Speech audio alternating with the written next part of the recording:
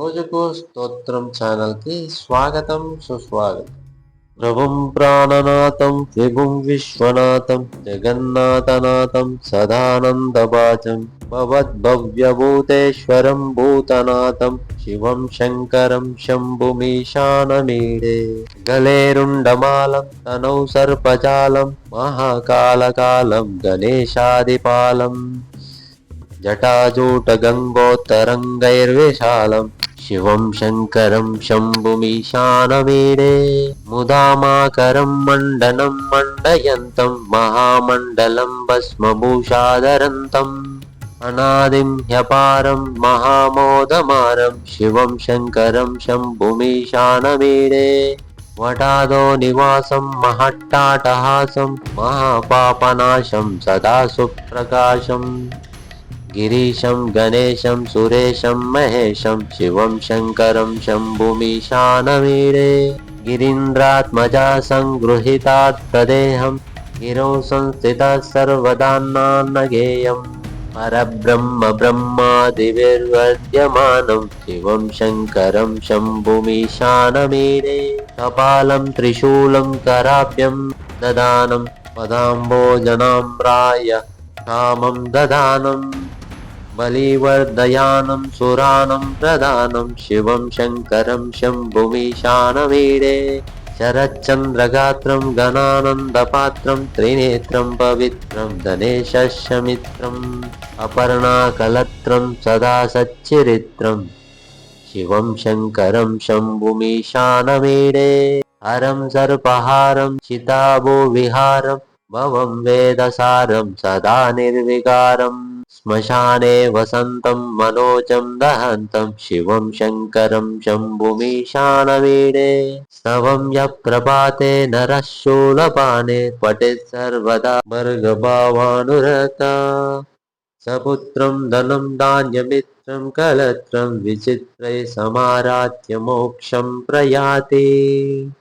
प्रभुं प्राणनाथं विभुं विश्वनाथं जगन्नाथनाथं सदानन्दवाचं भवद्भव्यभूतेश्वरं भूतनाथं शिवं शङ्करं शम्भुमीशानमीडे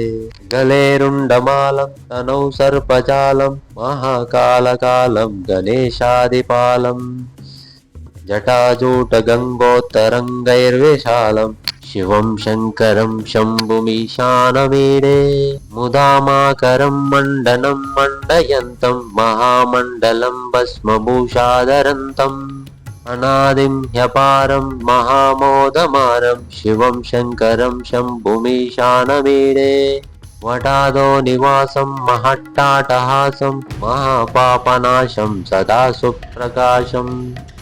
गिरीशं गणेशं सुरेशं महेशं शिवं शङ्करं शम्भुमीशानमीडे गिरीन्द्रात्मजा संगृहीतात्तदेहं गिरौ संस्थितः सर्वदान्नान्नगेयम् परब्रह्म ब्रह्मादिभिर्वर्ध्यमानं शिवं शङ्करं शम्भुमीशानमीडे कपालं त्रिशूलं कराभ्यं ददानं पदाम्बोजनाम्राय कामं ददानं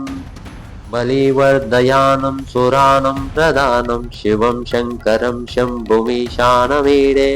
शरच्चन्द्रगात्रं गणानन्दपात्रं त्रिनेत्रं पवित्रं गणेशस्य मित्रम् अपर्णाकलत्रं सदा सच्चरित्रं शिवं शङ्करं शम्भुमीशानमीडे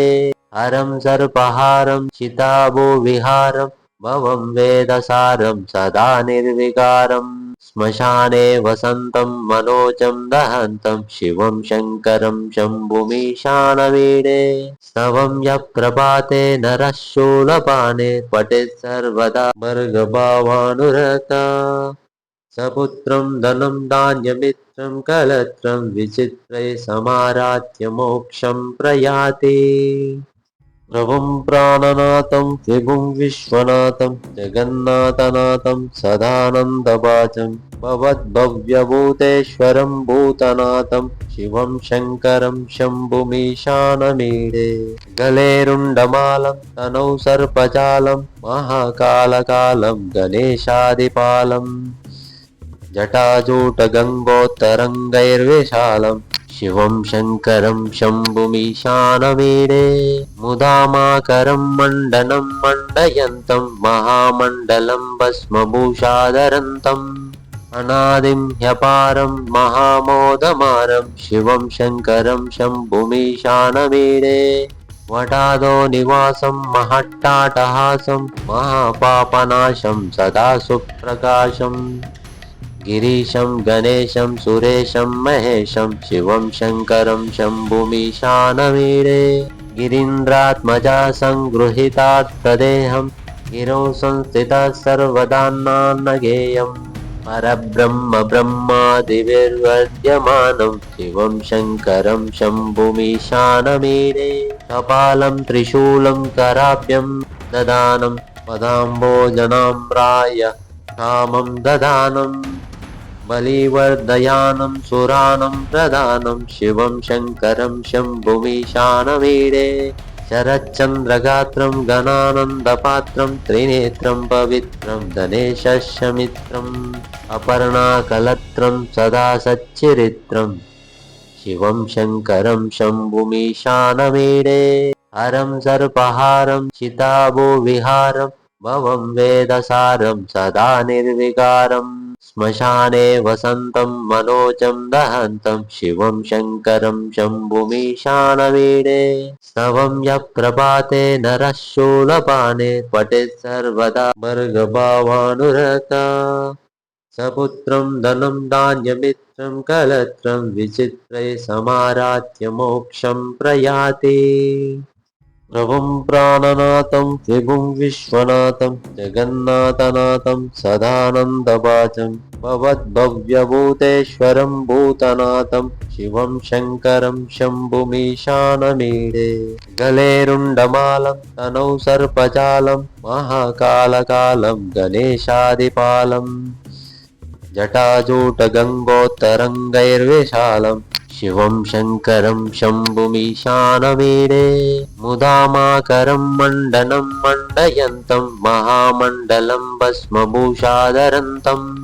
अनादिं ह्यपारं महामोदमारं शिवं शङ्करं शम्भुमीशानमीडे वटादो निवासं महट्टाटहासं महापापनाशं सदा सुप्रकाशम् गिरीशं गणेशं सुरेशं महेशं शिवं शङ्करं शम्भुमीशानमीडे गिरीन्द्रात्मजा संगृहीतात् प्रदेहं गिरौ संस्थितः सर्वदान्नान्नगेयम् परब्रह्म ब्रह्मादिभिर्वर्ध्यमानं शिवं शङ्करं शम्भुमीशानमीडे कपालं त्रिशूलं कराभ्यं ददानं पदाम्बोजनाम्राय कामं ददानं बलिवर्धयानं सुरानं प्रदानं शिवं शङ्करं शम्भुमीशानमीडे शरच्चन्द्रगात्रं गणानन्दपात्रं त्रिनेत्रं पवित्रं गणेशस्य मित्रम् अपर्णाकलत्रं सदा सच्चरित्रं शिवं शङ्करं शम्भुमीशानमीडे हरं सर्पहारं चिताभो विहारं भवं वेदसारं सदा निर्विकारम् श्मशाने वसन्तं मनोजं दहन्तं शिवं शङ्करं शम्भुमीशानमीडे स्तवं यः प्रभाते नरः शूलपाने पठेत् सर्वदा भर्गभावानुरता सपुत्रं धनं धान्यमित्रं कलत्रं विचित्रै समाराध्य मोक्षं प्रयाति।